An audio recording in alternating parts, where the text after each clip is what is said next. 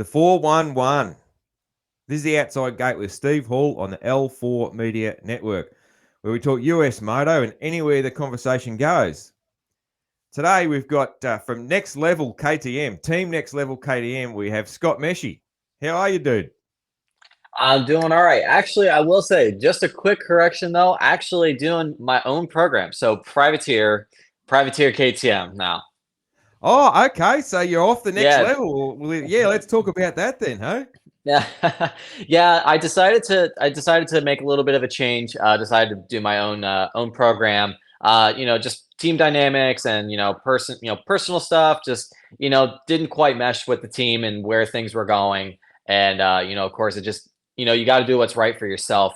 Yeah, You man. gotta respect your own boundaries and be a man. And sometimes you gotta do what's best for yourself in that way and do your own thing. And it's been a little while since I've done things out of my van and all that kind of stuff. But you know what, dude, I have been enjoying it so friggin' much. Like I actually really am enjoying it like a lot more. Like it's, of course it's crazy, doing it all and not doing the team setup, but you know what, I think it allows for you to really kind of come into your own, especially, as a racer, like how prepared are you to handle the day? And Yeah. honestly, sometimes it's really nice to kind of be able to uh, I guess I would say handle all the things that come in the day. And it actually does help you take your mind a little bit off of the race. Oh yeah. No, I see what you mean. So how many rounds is that you've been out? How far behind am I on that one? I've been doing my own program since my first race was Arlington. So I did the first, I think, what was Okay. that, 6 rounds? Yep, First yep, 6 rounds under next level, and then during the break, I decided to make a split, yep. and I brought the practice bike to Arlington and have been ripping it since. Okay, very good, man. So we're Yes, sir. going we're going full privateer, man. Full privateer. No worries.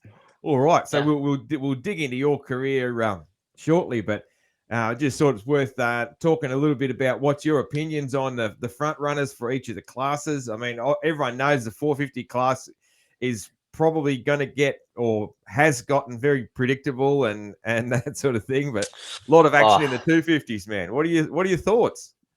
well, you know what I will say, absolutely.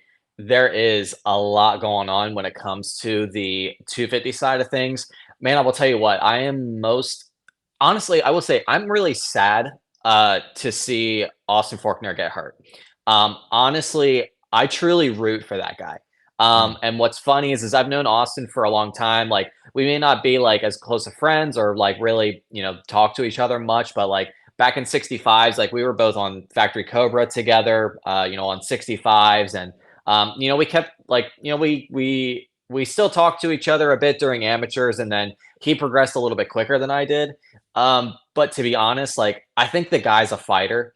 And it just, dude, it just ripped my heart out to see that guy go down. And but you know what, man, I will say, other than Star Yamaha having literally half of the field of guys, Yeah, that's right. Yeah. I mean, but I will say, man, you know what, I really love that it's no matter what, you really don't know what you're gonna get, especially on the West Coast rounds. West Coast Mm. rounds have so many awesome guys.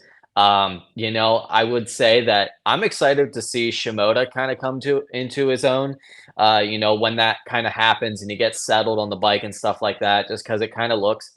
I would say it just doesn't quite look as comfy as he did Mm. on the Cowie. Of course, he has glimpses and stuff like that, and as racers, we all have that kind of thing until you get solid. Um, but I will say that I'm excited to see Jordan Smith hopefully keep on making some really good races. I was really interested watching him, especially at Glendale. I would say that one thing that I noticed, and I think that it's from being a seasoned guy, that dude can hit whoops so freaking good. When I was watching at Glendale, and if you watch the footage and stuff like that, you see a lot of guys their rear wheels skipping all over the place because the whoops are so hard. That is the only guy I think, other than Jet Lawrence, that could hit the whoops, and it looked like he was driving the whole time. Mm. So I have to say, I'm excited to see some more battles. I think that it's, of course, every weekend is always, something interesting. And, um, I will say that, of course, the East Coast hasn't been a letdown either. No, that's for sure. Yeah, yeah. No matter what, there's always gonna be something interesting. And I mean, I will say one thing that's absolutely crazy, and I give my hats off to Cody Schock for going and racing after getting surgery on his collarbone. That's just freaking nuts. So, Isn't it? and the fact Yeah. that the guy's like, I think he's just like something like fifth or sixth in points, something like that. Like He's that's still, just yeah, he's still fifth, I think. Yeah, he was fifth yeah, for a good while. I think he still is. Yeah. yeah. That's nuts. So yeah, no, Mm. dude, 250s, and man, I will say, and again, I'm gonna say it, the Star bikes. Dude, they are immaculate. Like, you can hear them. You can always distinguish a star bike. You can be at an outdoor national, and you can always tell. You can not be looking at the track, and you can always tell when one goes by. They look amazing. Their riders have been doing really good. Um, I mean, of course, Deegan has been riding with a broken wrist, and I can relate. Yeah. It's really, really awesome to see like how much like competition there is, instead of it just being like one or two guys. Like, it feels like every weekend there's like three guys sometimes, even like it just depends really who's like getting starts, who's consistent. Like, it's just everybody's just working so hard and is riding so well.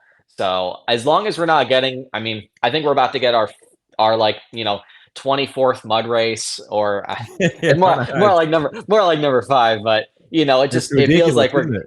I know, dude. Trust me, I'm looking out the window, and there's, heavy clouds moving in, and the track has already had a ton of water sitting on it. Mm. So it's and there's no free practice tomorrow. That's at least what it is right now. I wouldn't be surprised if we just end up doing one qualifying session. Yeah. So I don't know. We'll see. We'll see. And I think that Moseman is also. I think that Moseman's coming in Yeah. this round. So. That's what they're Uh, saying. Yeah, that's what Star have said. Yeah. So So yeah, I'm excited. I'm excited. I think it's gonna be a really great race. I do hope that the rain kind of chills out a little bit. yeah. And if it's, even if it's a little bit muddy during practice, and then during the night show it kind of clears up and track, decides to shape up. Because what's interesting is on the track map and stuff like that they post, that virtual track map, like there's like two different quads we're supposed to be hitting, and I don't know if that's going to be happening in the mud. So Nah, you know nah. Yeah. Cool, man. Cool. How is your arm, man, from this? So was that was just last year when with your arm injury, or was it the year before? Well, I will say last year was a little bit of a rough one for me. I actually separated my shoulder I think a week and a half before Anaheim won, um, and then I still raced Anaheim 1, and then I went back to practice in Florida, and I broke my hand on a 3 in. I didn't even crash. I literally came up short, and then my hand Oh, yeah. actually, Yeah. yeah, my hand actually hit my chest, and I wear a roost guard, and I think that just the impact and the way that I hit Yeah. it, I broke my hand, broke two different bones in my hand, and I missed like 5 weeks, and then I did a couple more races, and then I absolutely destroyed my ankle in Detroit last year. Mm.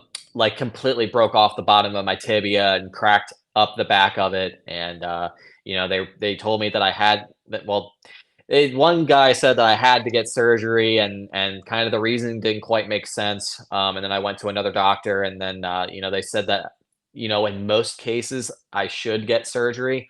But thankfully, like the bone wasn't like displaced super bad, so um, it just took a long time to heal. Mm. And just kind of the way it worked out, when I was talking to them, the time that it would take me to get to surgery and then do the surgery and do, PT and stuff like that, the time for them to not do surgery and just let it heal on its own and not deal with surgery problems, it Mm. was going to be the same thing. So I actually opted not to.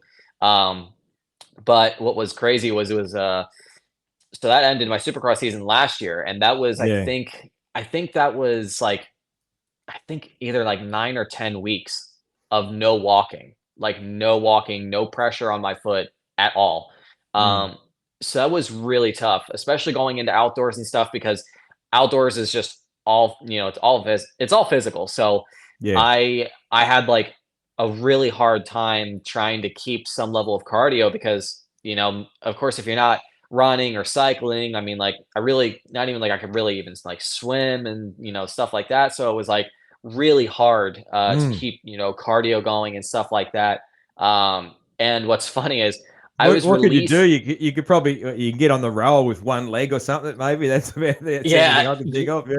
Yeah. yeah. I mean, it's just tricky, man. Mm. And what was interesting was I was released to start walking a week and a half before the first pro motocross round, Mm. and I was lined up to race at the first motocross round. So I Yeah. hadn't really been. What's funny is I hadn't even really been walking for. I mean, in all honesty, I started walking a little bit before they said I could. Probably about I think a week. Um, and I rode, I think 2 or 3 times before the start of the pro motocross season, and yeah, but, other than that, I mean, this year I've been able to thankfully stay pretty healthy. Big thing for me has been the focus of making sure that I stay in one piece because, you know, it even if you don't take that chance, sometimes it's just, and as a racer, you just find that fine line of, okay, when it's appropriate to take chances, when you need to do it.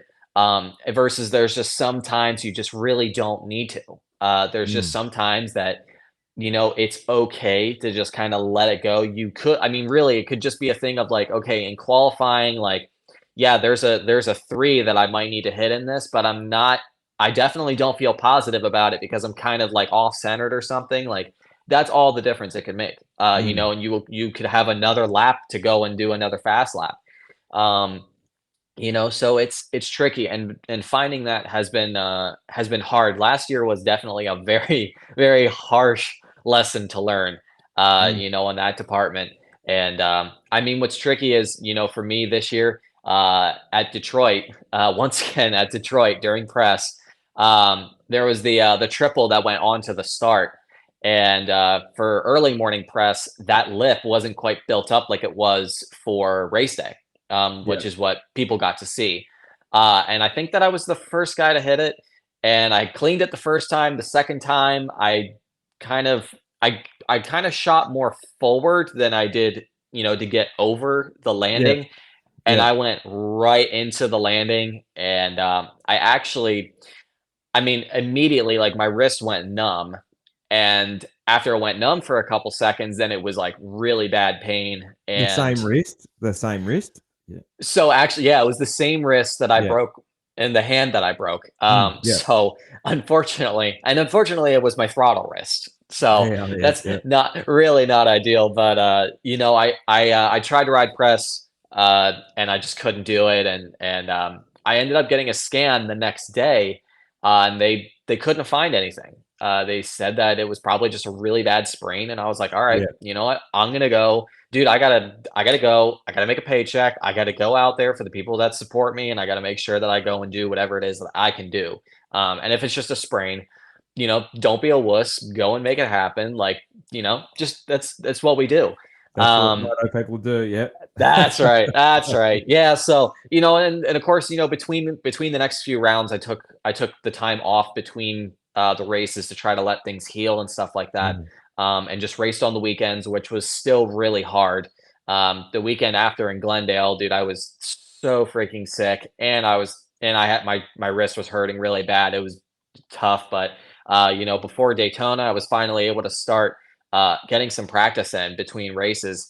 And what's funky is before Indy, I was practicing jumping through the whoops, and I kind of landed a little bit weird in the jump section. And my fiance was like, "Hey, you should probably go and get your wrist scanned again," because I was like, for a good minute, I was like, "Oh my gosh, dude, my wrist is hurting so bad." Mm. And, after that, 30 seconds, minute, whatever it was like, oh, it's fine. Like, and I went and rode again. Um, and when I went and got scanned at Indy, they were like, hey, yeah, there's definitely signs that, I mean, it's pretty well healed. It still has a bit of time to go, because you keep riding on it. But there was definitely a fracture there. Like, you definitely broke your wrist. And you've been riding on a broken wrist. And I was like, oh, all right. It's funny, isn't it? You've probably got you'd have friends. Most of your friends like me probably are into moto, but you have friends that aren't, and they can't even. They think you're making it up when you tell them things like that. Yeah. There's like you'll have that mate, someone you went to school with or something, and they just like the hardcore things they do is maybe they play golf or or tennis or something, and they think you're lying. Yeah, no, and it's like stories. and it's funny too, because they're like, well, if you're going out riding, it's probably not broken. Like, that's the thing is like someone's like, and even as a racer yourself, you're like, yeah, I can go race, like, like, yeah, it hurts a bit, but like, like as long as I take some ibuprofen and I like tape it up, like, I'm good, man. Like, no worries. And after you get past that first bit of like it really hurting, you're like, all right, you're fine. And you're like, it's probably not broken. And then, like I said, you go and get a scan, and they're like, yeah, no, you definitely broke something. It's healing, and it's taking longer to heal. And that's why it keeps hurting when you irritate it. But very thankfully, I did do something smart by taking the time off between races to make sure that I let it heal, because it was hurting. And it was aching, and like, dude, I couldn't even like literally carry a bag of groceries. So it was like really intense, and it's just weird stuff. And what's kind of funny is now, dude, I can overshoot a Supercross triple, I can case it, no problem. But like, Good. like literally it's funny because I go and I I forget, I was like showing like somebody like a motion of like shifting up, and I think I did like this, and literally just the motion, like the fast motion of not even thinking about it. I was like, oh geez. And like it just kind of like reminds you, and it's not anything too bad, but it just kind of reminds you like, hey, yeah, you did something. Yeah. But yeah, no, it's funny because people that don't ride moto, and people that don't ride, like, we'll go and crash, and we'll be all bruised up and stuff like that, and then we'll go out and race again, not even think twice about it. And then people that just don't quite get it, yeah, like, yeah, dude, I'm riding with a broken wrist, and they're like, no, that's not believable. No, they don't it's not. believe you. I think you're No, making it up. yeah, Even exactly. I've been to just been to like hospital emergencies, and I've had broken bones a couple of times. I've had broken bones missed because they didn't believe me, because I wasn't like wailing in pain and carrying on like a normal person, because you Yeah. get sort of battle hardened, don't you? Like I had a broken hand missed there a couple of years ago. They're just sort of looking at me, and I could tell they're thinking like, nah, there's no way there's a break there, and then eventually it ends up that I had a broken hand.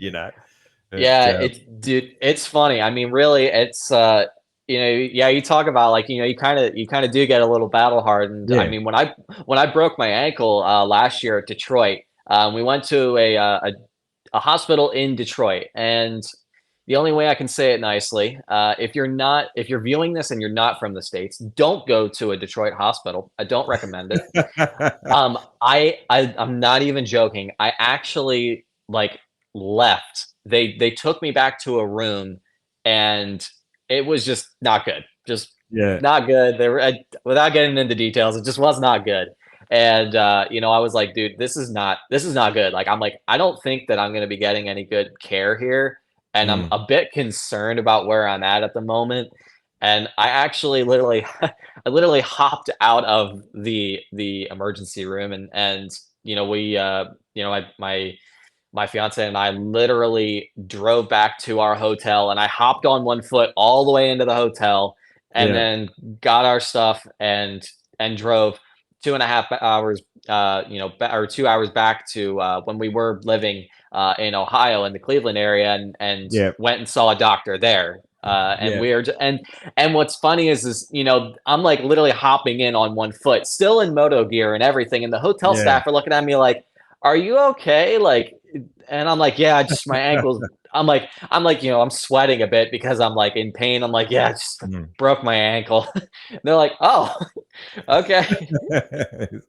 Yeah, yeah. It's funny, man. It's funny. I'm lucky with that. Like we got hospitals here, man, that aren't real flash either. But I'm lucky. My big sister is she was like a trauma nurse. Her not career, when she was younger, she worked in the big hospital in Melbourne where the bad car accident victims and all that come in, and that was her.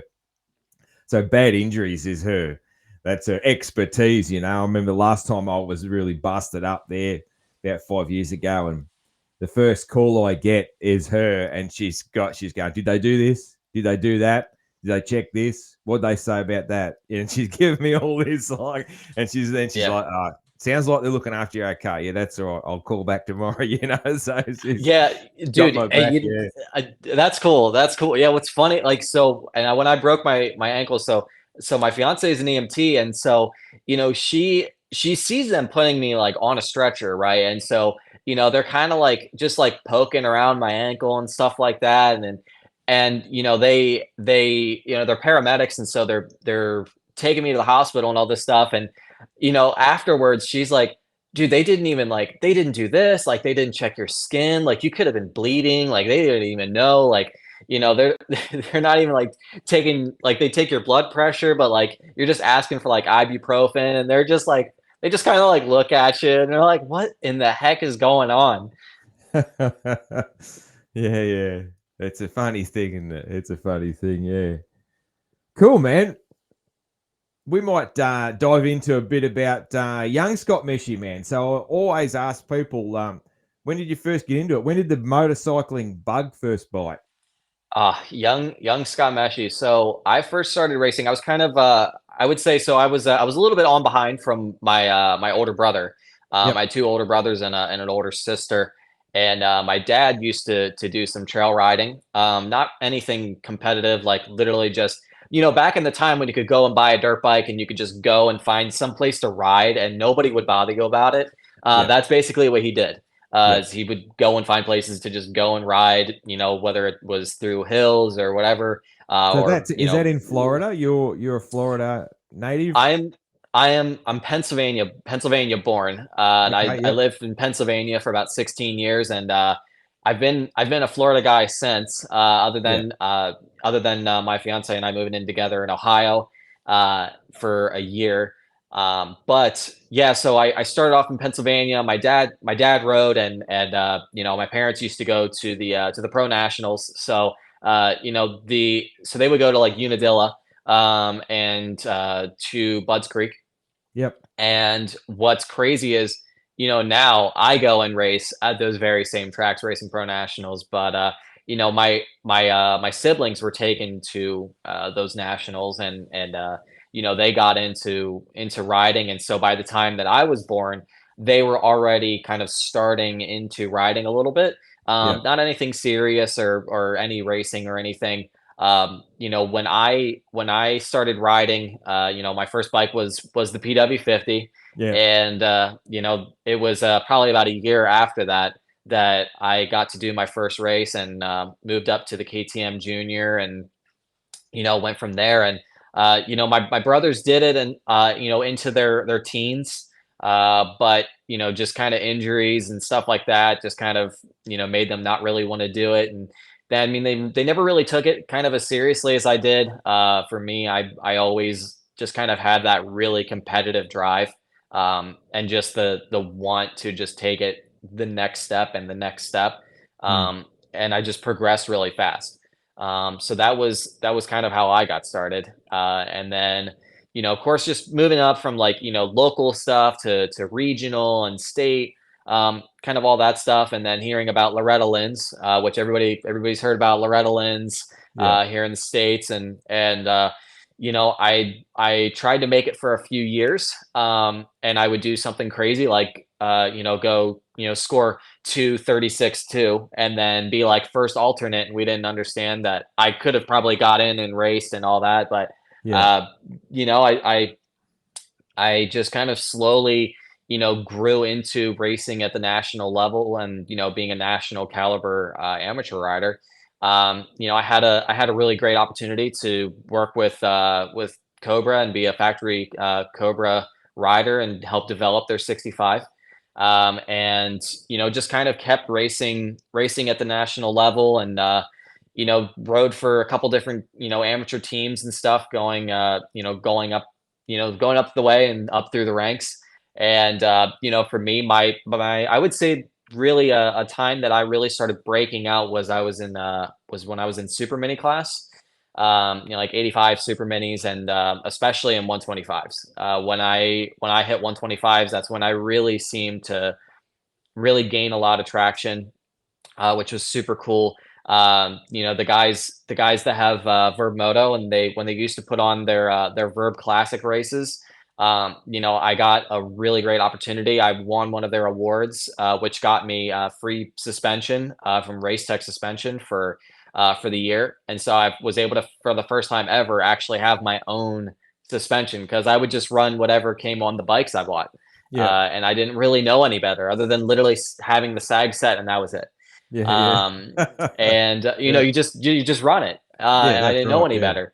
Yeah. And so I was able to get that recognition, and I actually wrote for Verb Moto for a couple years. I did a monthly blog for them, and Oh, nice. wrote. Yep. So I wrote for them for a while, and then I did really good at some amateur nationals, had some podiums at some amateur nationals. Actually won one title, and I continued to just do really well on the 125s. Raced Jimmy DeCatis, Jimmy D here in at one of those Verb Classic races, and just had really really great races. And even if it wasn't at a national race, I just had really great like races that gave me good exposure and be able to, of course, like be out there for people to see and to give value to companies to want to work together with me. So that was pretty cool. And then yeah, just continued. I would say that I had some kind of like stumbling times, I would say, when I got to like 250Fs and when I got into B class and stuff like that. I had a time where when I moved up into when I was transitioning from B class into A class, I had a time I had gotten pneumonia, and so I couldn't race for a year because I had gotten Yeah. Yeah. pneumonia and it took so long to recover. And, that was just really, really hard. And I had some really devastating shoulder injuries and stuff like that. Did Um, the pneumonia? Did the pneumonia come from after an injury, like a chest injury or anything like that? so Because it often the often pneumo- does. Yeah. so interestingly, so the pneumonia actually came from just getting the flu. Oh, okay. Like, Yep. yep, I just got. I mean, it was literally just a winter thing. I had gotten the flu, and my body just didn't seem to kick it. Mm. I don't know if I was dealing with some kind of like, some level of Another fatigue virus or or or something. like Yeah. or like Epstein Barr or Yeah. something Yeah. like that. Just Yeah. not like full blown. I don't know. I Mm. don't. I mean, I've never been diagnosed with Epstein Barr or anything like that. So Yeah. I mean, really, the guess is anybody's. Yeah. And but my body just didn't kick it, and it turned to bronchitis, and then just boom, like that, it was pneumonia. And Mm. dude, next thing you know, I'm like, I mean, realistically, I should have been in a hospital. Yeah, It that was kicks your it was ass, that man. It bad. kicks your ass. Like Yeah, I had it a couple of times when I was a kid. Not sure why. I can't remember why or whatever. I just, and then I had asthma as a kid and that sort of thing, and I grew out of all that stuff. But yeah, then I had pneumonia as an adult. There, I don't know, 10, 15 years ago, man. It kicked my ass, dude. And that yeah, that came from I was super fatigued and super run down when I got it. So, yeah, but yeah, absolutely. Yeah, when you're kind of just burnt out, mm, especially when you're just doing a lot. Of course, as a young guy and as a kid, even just when you're trying to climb those ranks and stuff, like yeah, you're young, but like you're just still working all the freaking time. yeah, And when you don't let your body rest, it just it just that kind of stuff can happen. Like, and Mm. it's just like with anything else, when you're sick and you just don't stop, it just doesn't matter really what age you are. Just sometimes, man, it just your body just can't fight it right. And yeah, so that turned into pneumonia, and it took a long time for my body to kick that. And afterwards, I tried to ride, and dude, I couldn't even make it like a lap. I couldn't even make it like a lap and a half, and I was like going into like almost having an asthma attack. Mm. Um, and after getting some scans done, um, the doctors were showing that I had such bad scarring in my lungs. Mm. Like it literally just looked like the X-ray just showed like it's like somebody took like a piece of glass and just like just hit it, and then it just cracked. Yeah. It just looked really bad. And so that took a whole year for that to all really start to actually heal, and make it to where it was actually like, safe even to really go and race at the level that I was racing. And I've had asthma since. Mm. And that's something that I can't, of course, I'll always live with. And, just crazy Yeah. how stuff like that Okay. Yeah. happens. And yeah, so it's and Mm. of course the asthma has presented its challenges and stuff like that, raising as a professional. And Mm. of course the doping agencies don't always like to cooperate and stuff with Yeah. Yeah. Because guys that have that stuff. steroid based stuff is the go to for asthma sometimes. Yeah. So that's always going to be a tricky Oh, one. oh yeah, Mm. dude. I've fought with the doping agencies for a long, long time, and I've had multiple asthma attacks at races. I've had to pull off and actually collapsed outside of the medic reg, before they would even consider giving me an exemption to be able to use an inhaler. Yeah. Because, No, dude, I'm a rule even an follower. inhaler. Yeah, even an Yeah, inhaler. Geez, I didn't think just your standard inhaler would be on the banned list. But yeah, geez, wow. yeah, it's tricky. It's tricky, man. And Mm. and yeah, and I'm a rule follower. So like like I'm that guy. I'm like, man, like I don't want to be on the wrong side of the rules. I don't want to Mm. make, I don't want to make enemies and stuff like that, when it comes to people like that, like with the doping agencies and of course with the AMA and stuff like that. Like I want to follow the rules. I want to do what I need to do. Like, if I have to pull off and stop, then that's what it is. What was interesting was 2021 was probably my worst year, for the asthma stuff. And that's when I was really I was gaining a lot of points, and doing really well. Because I think quite a few top guys had gotten hurt, and I was just feeling really good on the bike and just doing really well. And I would say the competition probably wasn't as deep as it is right now. But of course I was just performing really well. And I was like, man, like I was so driven to get a national number. I was willing to put myself into having asthma attacks literally just to be able to get a national number. What's the So, number? What's the number you want, man? What would you well, choose? so my original number when I first ever started riding was 141. And that was actually the same number that my local pro had. And I thought that he was like the coolest dude ever. So Yeah. when I first started riding, that's the number I took on. And I if I could if I could have my own pick of numbers, I've always wanted to have number 41, just 41. Um, However, I will say when I did have my two-digit number, which was number 84, that did grow on me pretty strong. And to be honest, I wouldn't mind having that back. Yeah. Cool, man. So Cool, cool. I hope you get it, man. Yeah. yeah, hey, you know what? It's tricky. I will say Supercross right now, especially running 450, man, it's tough. Mm. Main events are really hard to come by. Yeah. And if it's not a factory rider that's making the main event, it's probably a guy that just does Supercross full time. And Yeah. that's the truth. They just do Mm. Supercross. They usually don't race outdoors. Yeah. I would say I would say that's 98 to 99% of the races so far. That's kind of been the case. Um, but you know, of course, the big thing for me is, I've had multiple times where I've had really great speed, and I've just, whether I've thrown it away from myself, or not had a good start, that's on me. And of course, for me, I don't know why, but dude, when the LCQ gate drops, I just become a whole different person and a whole different rider, and then all of a sudden, anything that I had been struggling with that day completely goes out the window. And dude, I'm ready to go. Like You lock I in. am. Oh, dude, I'm locked in. I am fully locked in. Like it's time to push. It's time to get nasty. Like, people people don't really recognize me too much when the LCQ Yeah. gate drops because I'm Yeah, not very nice. I'm yeah. not willing to be nice. That's okay. Do you have a often riders you'll have sort of this rival that you always seem to find each other on the track. Do you have a guy like that? Um, I don't know. I don't really know. I would say that I have somebody that I keep finding on the track. It just it really depends.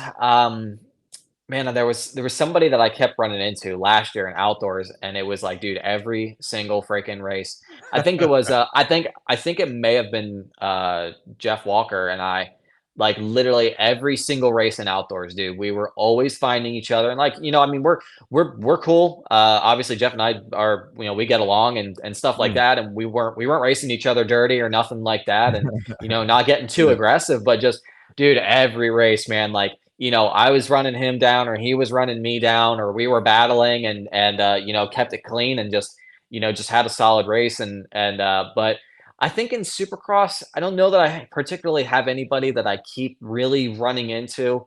Um, just because the it's crazy because the field's just always changing. And just kind of who can do what on what day just changes every single time. I mean, for me, dude, and for example, in San Francisco on the mud, I literally went from last place all the way up to fifth. And I was continuing to make time and like I was literally just passing guys like it was no Mm. problem. And in San Diego, I think that I had worked my way up to like seventh or eighth, and a rider was coming back onto the track, and they like spun out and took my front wheel out when I was landing on a jump, like before I could ever even do anything. Mm. Um,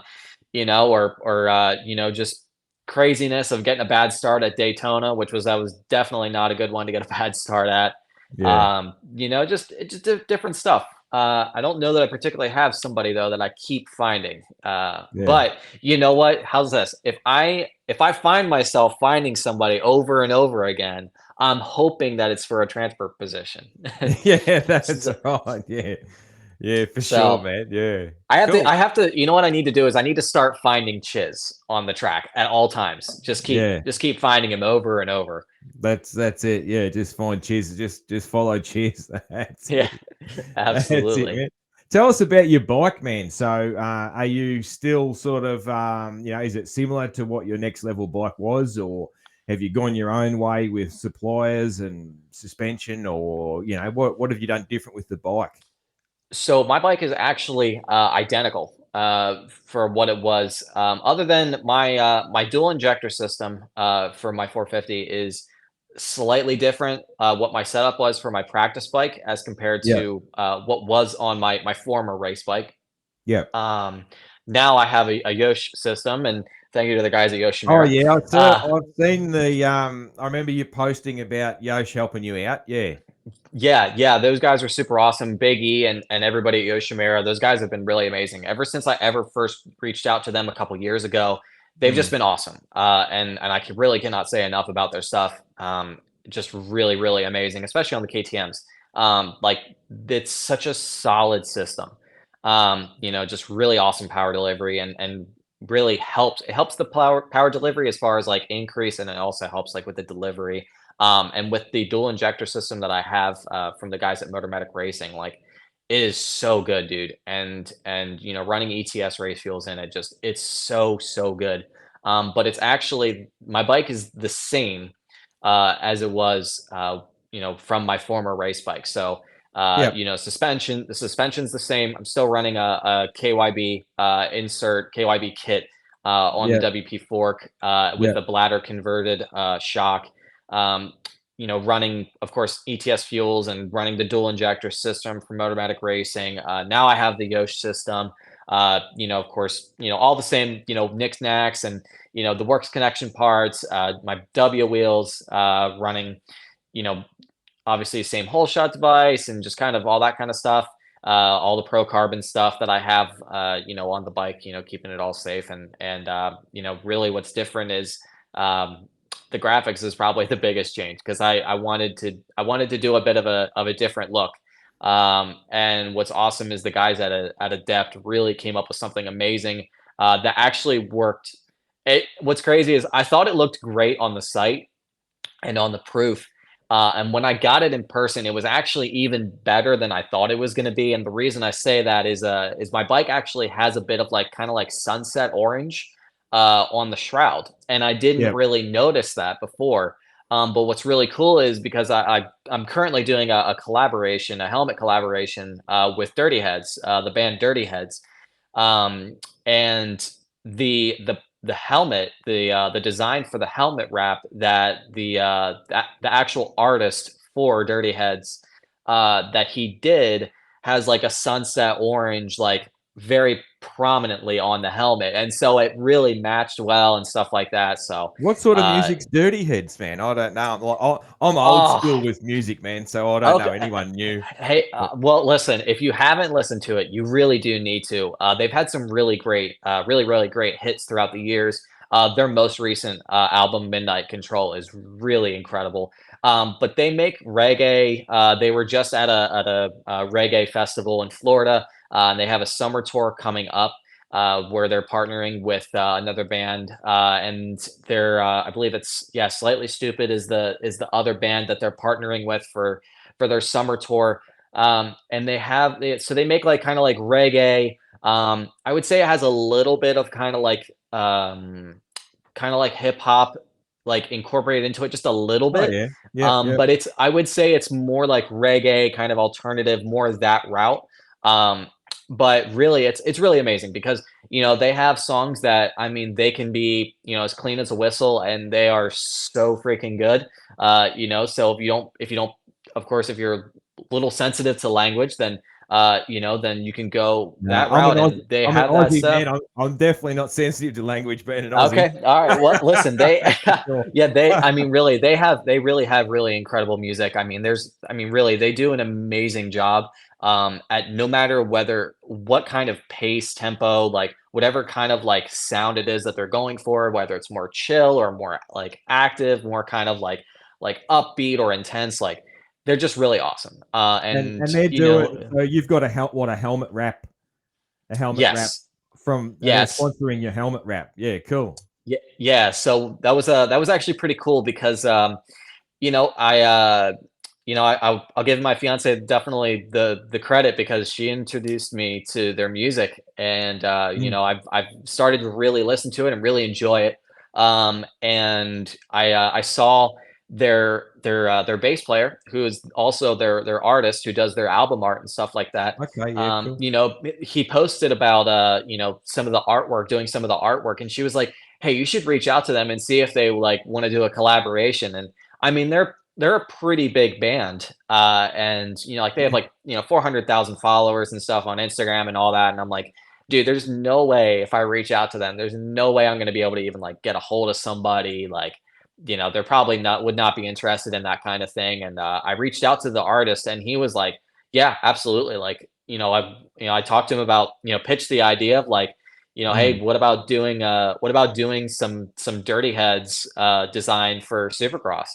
And he was like, yeah, absolutely. Let's, I'll talk to my manager and stuff. And I thought he was just being polite. And then, dude, sure as heck enough, I was driving, meeting up with, or driving home to family, and for Christmas and stuff like that. And I got a call from a California number, and I answered the phone. It was the band's manager, Oh. um, which crazy enough, the guy actually used to be a professional flat track racer. Oh, righto. And Yeah, yeah, good. yeah, just crazy. And he was telling me like he was like the youngest Harley Davidson factory rider that they've ever had. And he raced professional flat track for a long time. And actually the guy who is the artist who did the design and stuff like that, he used to do some like desert riding and stuff like that, like just for fun. So Yeah. like it's guys that they're moto guys, Mm. and like dirt bikes or motorcycles on some level. So it was just crazy. Really incredible opportunity to be able to work together with them, and put in really incredible design on the helmet. And so yeah, the helmet has all of their art, their artwork from their most recent album, and kind of has like all the different like little elements, of what's in their artwork from every single individual song is on the helmet.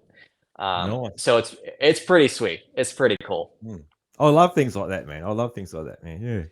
Hey, it's time for an ad read, man. Hey, do you still have a guts seat on that bike?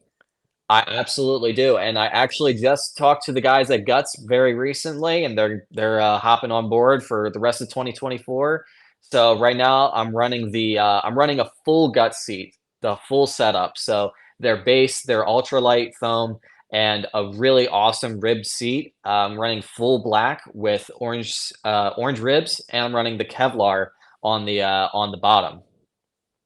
Excellent, man. Excellent. I love to hear it because I'm pumped to announce that Guts Racing have come on board as a sponsor of the Outside Gate. In Oh, there we 1990, go. yeah, in 1990, Jamie Gregg fired up Greg's Ultra Trick seats. And it's lucky that he was a Californian. Because imagine if he was an Aussie, what would the name have been? It would have been something like Greg's Bloody Ripper Seats. And that wouldn't have sounded right. Or what if he was British? It would be Yeah. it'd be Greg's Proper Brilliant Seats. That doesn't sound too good.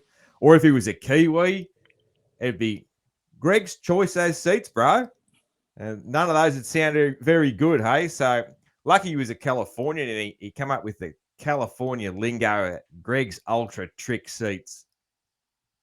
So when Scott Meshey is out there making main events, he's on a gut seat. When Mookie Fever is engaged, hey, it's on a gut seat. When Kenny's hole shotting, when Chiz is chizzing, when RJ's winning, and when Aaron Tanti made his first 450 main event, that was on a gut seat. Even my old ass sits on a gut seat. Gutsracing.com. That's real easy to remember. Gutsracing.com.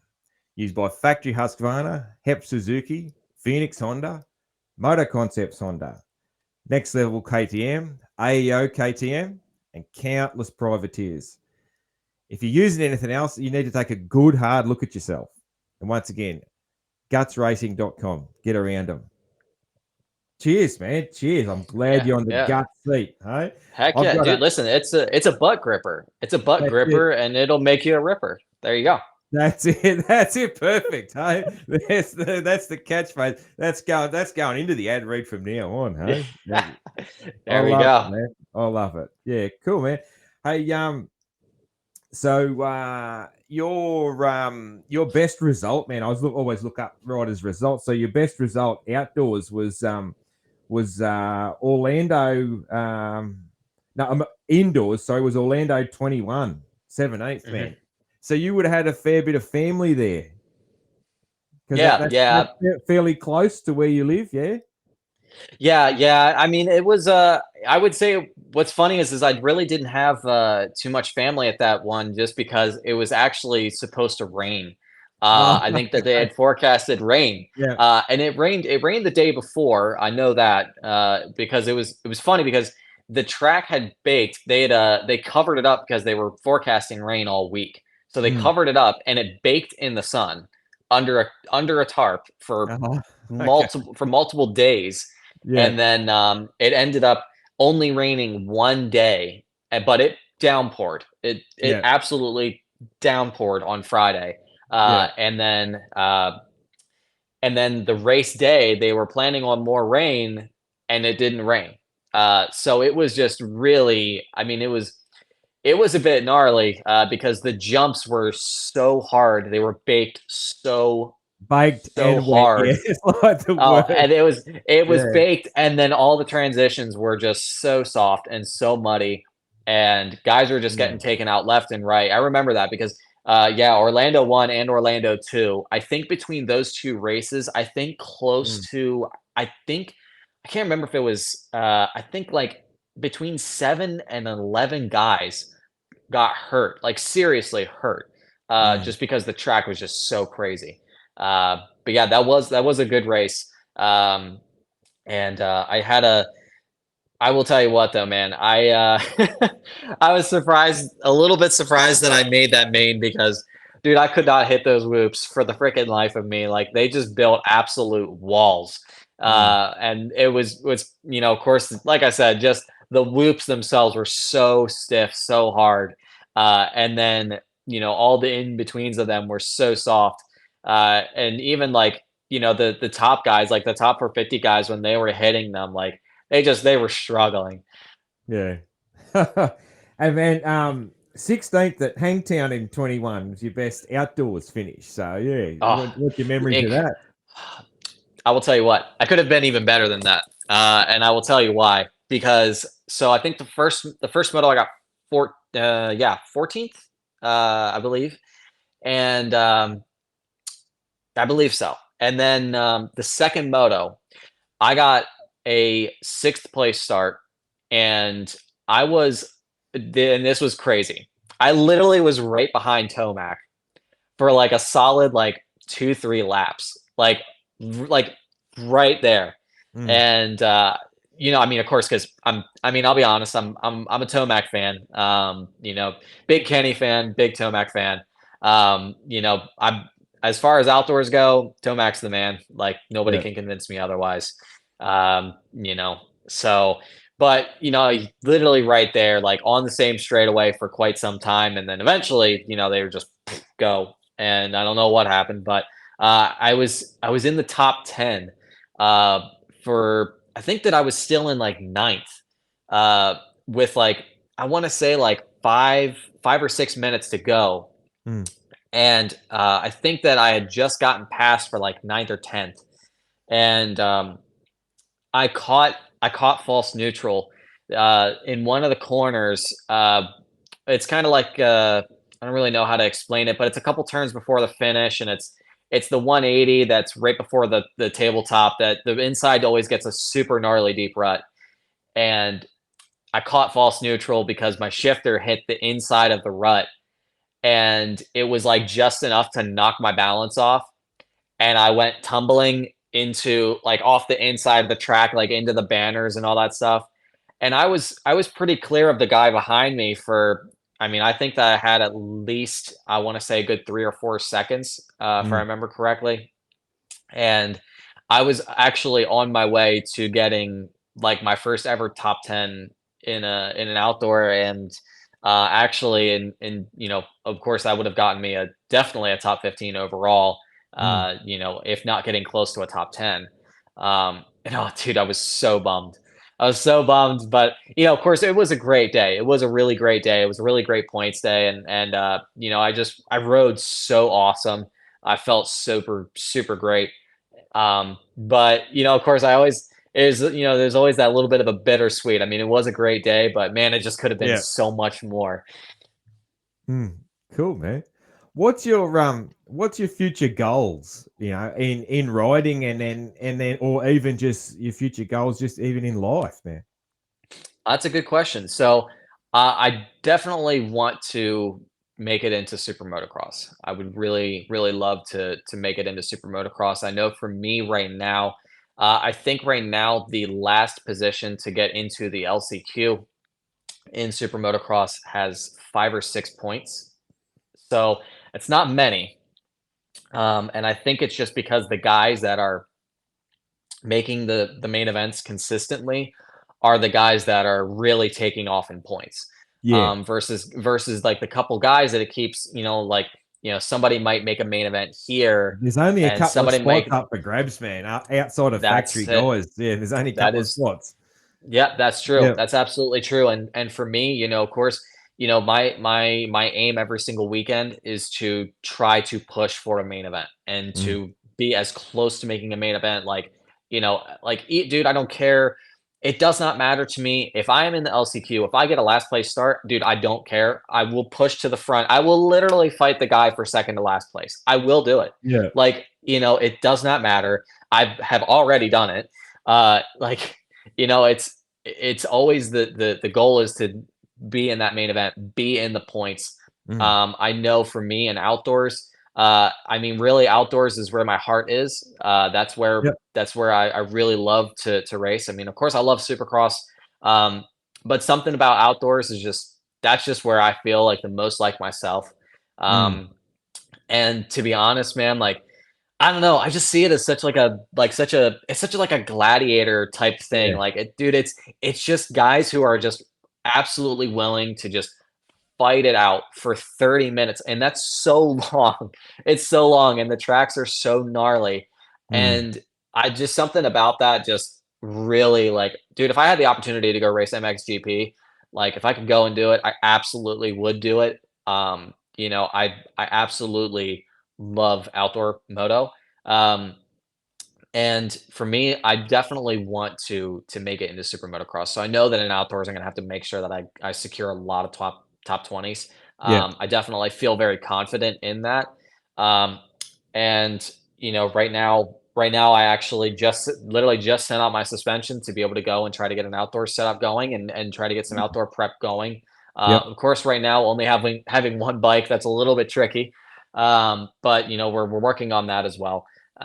So I'm excited to see what comes of that. But of course, the goal is to make it into that super motocross, and to just kind of, as far as like finishing wise in that series, definitely be in a position to make some money. That's a big Make some thing. money. Yeah, that's it. Makes Yeah. make some money, and to I mean, really for me, like, I would say that super motocross actually really kind of plays into things that I do the best at, which, for me, like, dude, the higher the speed, the better I feel. Like at Yeah. Daytona, in Daytona before, I mean, in qualifying one, which was before it monsooned even more, like I felt really good. Mm. And so that's the thing is the more speed, the better. And super motocross has a lot of that. And Yeah. just watching some, and I mean, in all honesty, I mean, the truth is that the whoops are, of course, the hardest obstacle. And some weekends, dude, I can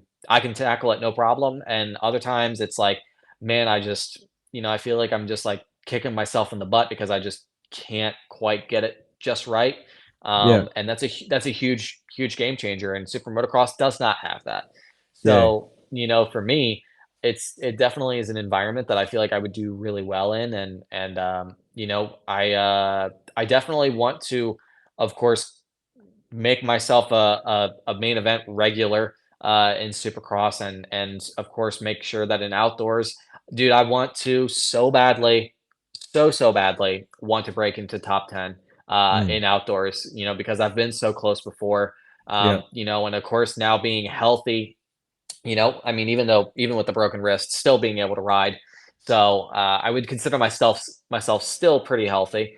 That's I feel like that's a really realistic goal is for this year, dude, as many top 20s as every single time I'm on the track, my push is top 20. Yeah. Always. Into the future. I would really love to continue as the sport grows and as super motocross continues to grow. Just keep. I would just love to keep growing and keep. Just kind of keep on a trajectory. And really, I mean, the big thing is just staying healthy. Mm. That makes all the difference in the world. Really, go from being like, hey, I can make a main event here and there, or even half the time, like, dude, every single time, and in outdoors where my heart is, really really try to push for top 10s, and that's I really feel like that is realistic, especially with how much that I'm able to progress every single time I ride. Mm. Last year my biggest problem was, dude, I like literally just couldn't ride just because I was dealing with injuries Yeah. so much. And as that's something that I haven't had to deal with as much. The more that I ride, especially in Supercross, just because even just practice has been, a little bit hard with the wrist stuff. And then, just kind of, different stuff preseason, like, just having some electrical stuff with the bike, trying to figure that out. And then, of course, suspension coming in and, getting that done and getting that all set up. I didn't get as much time as I would have liked. But I know that every single time I get on the bike, every single day, once in a while I have a day where I feel like I just kind of struggle. But Mm, I still try to make some type of progress. And I will tell you, good days are great days. Like mm, they're really, really great days. Like I can feel myself just getting that much faster. And it's not just like a comfort thing, like it's not just like a thing of like, gassing myself up. Like it really is, like it's stopwatch noticeable. So that's the big thing is staying, for me is staying healthy because I know that I can continue to keep making the progress and it shows. Just have to stay consistent. And of course with the field being as deep as it is right now and of course, just being as intense as it is, and uh, you know, I can't really say that I'm gonna be fighting Jet, but I know that of course I can continue growing, and I can realistically continue to grow into a place of being where I have been before, which is main events, and especially in this field, I do think that I can still do that. I believe I can still do that, and of course in outdoors continue to grow and just keep growing. awesome, man. Who's your mechanic at the moment then? So you doing it all yourself or? My mechanic is actually my fiance. Oh, She cool. is, yeah, she is incredible. I mean, really, I trust her. I really do trust her. Like during the race day, like other than like helping to clean stuff up or maybe doing like something like here and there with the bike, like you know, I fully trust her with the bike. She's been very eager, when we've been together to, even to just learn, because she rides too.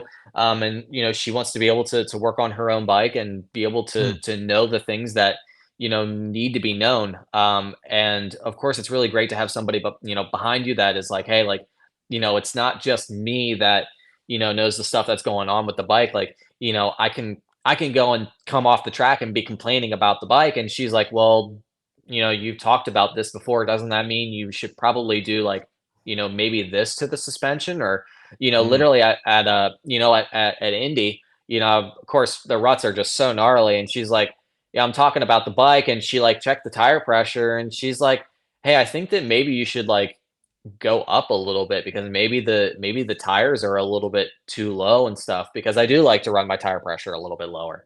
And so I trust her like freaking crazy to do the stuff to the bike. And what's really amazing is she's also a professional photographer and videographer. She's been published and done some work in magazines and stuff like that. And did the entire outdoor series last year, doing professional photography for MX Mag out of France and Netherlands, yep. uh, or Belgium. And yeah, so I'm really lucky because even though of course I want to have somebody working on my bike that I trust. Mm, And her and I just work really well together, and I'm very very blessed to be able to have her doing it. And mm, it's funny because she's it's she's just not afraid to jump right in. mm. So it's an epic duo right now. Man, what a team, hey? I love it. Yeah. That's great, man. That's super cool. Super cool. What a team used to are, hey? That's great stuff, man. Yeah, really, really like it. Hey, we've been going for a bit over an hour, man. So what might do I just have a few random questions towards the end of the show that I like to ask people just to learn a little bit more about you or just some funny stuff, man. Like what other interests and skills, outside totally outside of dirt bikes? Oh, other interests and skills outside of dirt bikes. So I don't know if I would consider it an interest, but something that is a bit different about me is I actually have a master's degree in business. I think that I'm the only racer in the series that has a master's degree. Yeah. Um, but I mean, of course, I love video games. Can't complain. Can't complain. Not gonna hide away from that. But I will say that in the past couple of years that I don't do it as much as I would like to. And I'm trying to make an effort to do it a little bit more this summer. I do like fishing. I am a fan of shooting, so like target practice and stuff like Mm. that. Um, personally, I really just love anything that's outdoors. Yeah. I do love the beach. I'm very very thankful to be in Florida where I am close to the beach.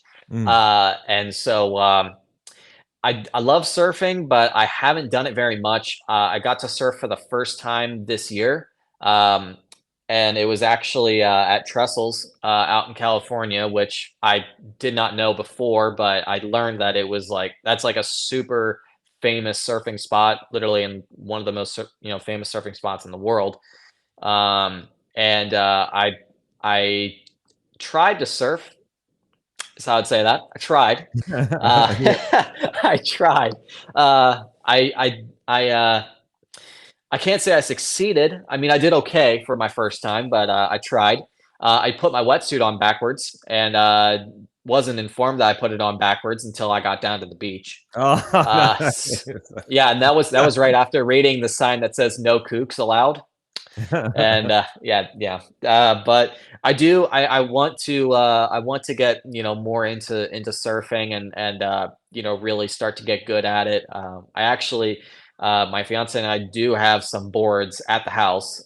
We've inherited one, and then there was a surf shop that was closing close to my house and was able to pick up one for really cheap.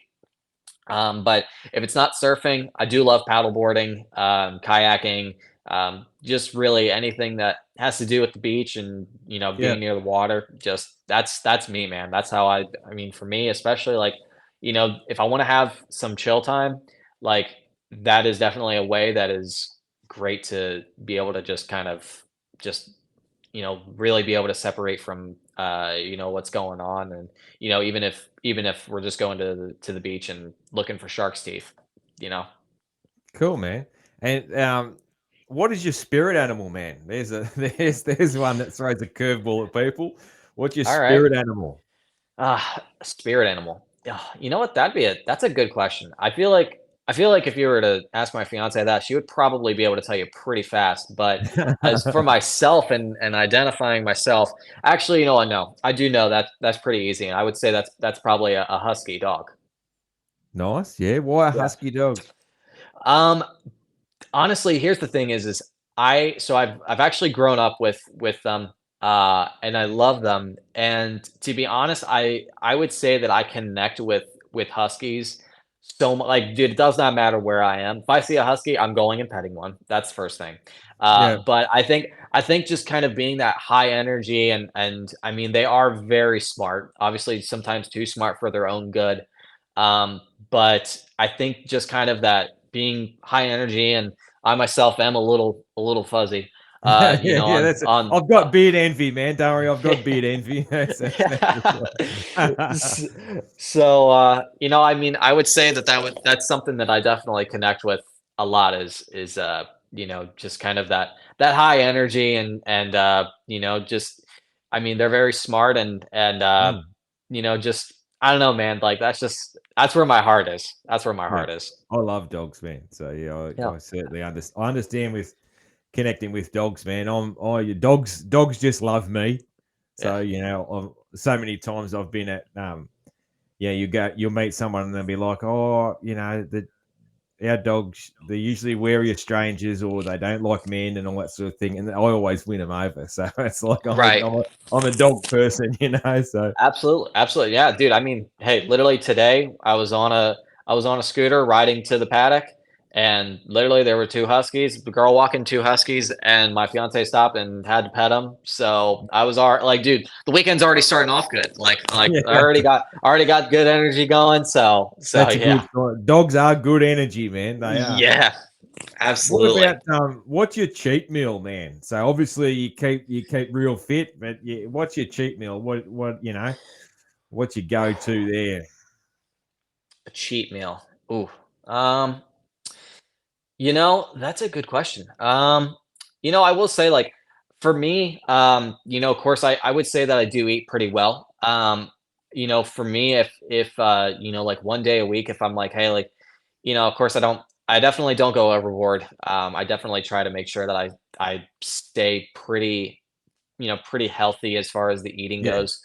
I don't think it's bad to treat yourself, Mm. and at least kind of give yourself like a thing of like, hey, once a week, if you have something that's like really not on the healthy side, like I don't really think, in all honesty, I don't think it's gonna kill you. Nah. And I don't think it's gonna really set you back. Of course, you have to make sure that you go and work it off. Yeah. But man, I will tell you what, I am definitely a sucker for ice cream. Ice cream. Yeah. No, I am. I mean, listen. yeah. Sometimes that item sometimes does make it in a little more than once a week. But Yeah. of course, I really do try to make sure that if that is the case, like it's not a lot. Yeah. But I mean, realistically, it's kind of funny because everybody, as long as I mean, for me, dude, like yeah, somebody says like fried chicken's a cheat meal, I'd be like, yeah, that is a cheat meal because that I don't really think that's very good. Yeah. Definitely not something you want to be eating, but at least I would say at least if I'm justifying myself a little bit, I would say that of course if you're not eating a lot, as far as like ice cream, like making sure that you have like fats, of course, in your system to be able to use as you know low heart rate energy Mm. instead of sourcing other forms of energy that your body doesn't need to be burning. That's I would say it's not the worst thing in the world, but yeah, that's my cheat. Ice cream guy. What flavor ice cream, man? What's your go-to?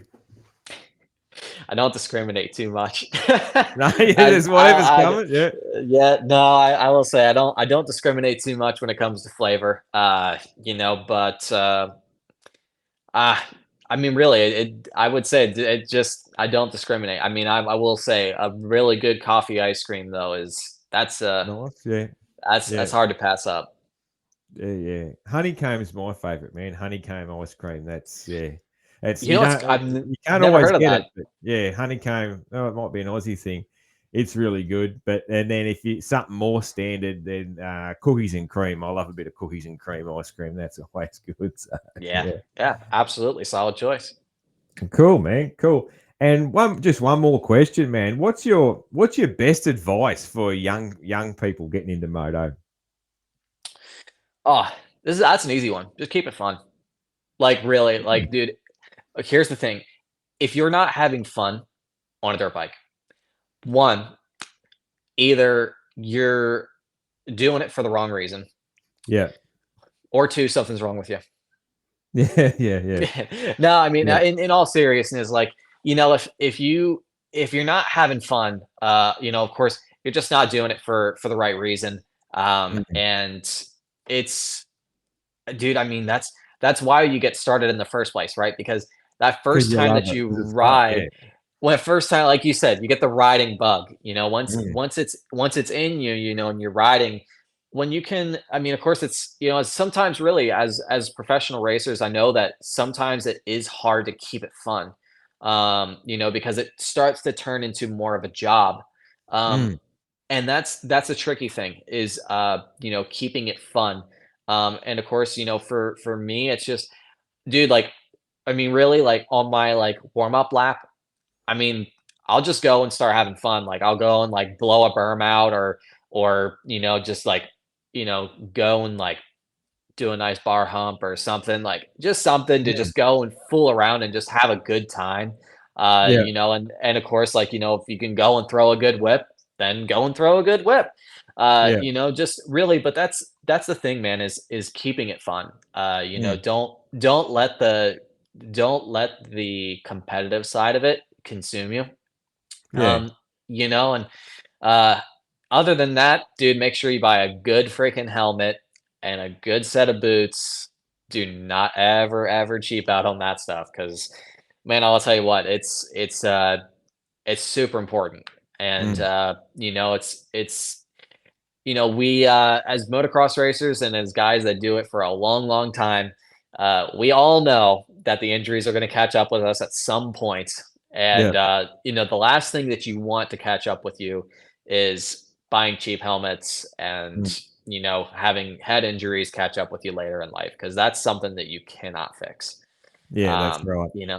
So yeah, but like I said, keeping it fun, man. Like that's just the essential of it. And at the end of the day, I mean, when the absolute best racers in the world, right, when they're going, when they're coming off the track and they're doing their interview, right, and a lot of times, like, they have a smile on their face, and it's not just because they won, but because they just enjoyed going and racing and being on a dirt bike. And a lot of Mm. times you'll hear guys say, like, just about having fun, like they went and had fun. Yeah. And, I know for me, I have my best races when I go and have fun. Mm. When I'm out there enjoying my time on a dirt bike, like Yeah. that is absolutely positively the best that you will ever ride, is when you Mm. go and enjoy it and then have fun with it. Cool, man. I love it. That's great advice. Great advice. Dude, two things I do to close out the show. One is, first one is, give me your best Aussie accent. You can say whatever you like. So, He come from the land down under. Jet Lawrence out there on his HRC Honda, absolutely just shredding it. He's gonna go out there in Seattle tomorrow, and we're gonna see if he can go and take another win. you're not too bad, man. You're not bad. Yeah, that was pretty good. You're up there. Yeah, you're not the best. The Callum Brower was definitely the best That's all that I've right. had on the show. But yeah, yours was pretty good. You're up there. Yeah, yeah, good job, man. And you I come try. up with Listen, I try to be. Listen. I gotta be. It's gotta be believable. It can't be. It can't be too. Can't be too strong. I can't go like full like Aussie man reviews. I can't quite do yeah, that. well, that's it. That's So just that's my yeah. So I'm pretty broad accent. Like not everyone sounds like me. I've got a pretty strong Aussie accent, but yeah, I got a bit of an ochre accent, as they say, or a bit of a bogan accent. So yeah, yeah. cool, man. Hey, very last thing I do, man. I close out the show by singing a little bit of Kenny Rogers, man. And I always say, if the guest knows the words, they're very welcome to join in, man. But there's no, Oh, yeah, I wish I did. there's certainly no expectations, man. So let's get into that. So I handed him my bottle, and he drank down my last swallow. Then he bummed a cigarette and asked me for a light, and the night got deathly quiet. And his face lost all expression. Said, if you're gonna play the game, boy, you gotta learn to play it right. You got to know when to hold 'em, know when to fold 'em, know when to walk away, know when to run. You never count your money. When you're sitting at the table, there'll be time enough for counting when the dealing's done. Thank you very much, Scott, and good luck for the weekend. Good luck for the rest of the season. And yeah, cheers and thank you very much for your time. Yeah, absolutely. Thank you so much for having me, and definitely look forward to doing this again sometime soon. Absolutely, man. Absolutely. Cheers, man. Alrighty. Thank Thank you you. so much.